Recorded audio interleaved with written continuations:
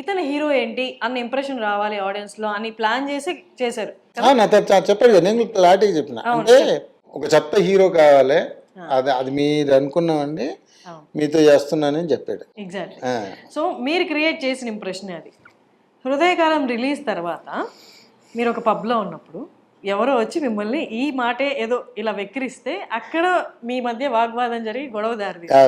మీరు క్రియేట్ చేసిన ఇంప్రెషన్కే వాళ్ళు అన్నదే కదా, మరి మీరు అక్కడ గొడవ ఎందుకు జరగాల్సి వచ్చింది? నిజం నిజం అంటే ఎవరికైనా మండుద్ది.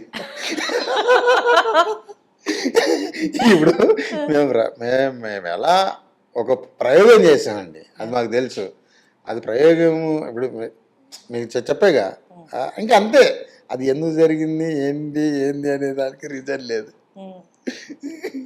నేను చెప్పేగా, టిఎన్ఆర్ గారి ఇంటర్వ్యూలో నిజాలు చెప్పాలి,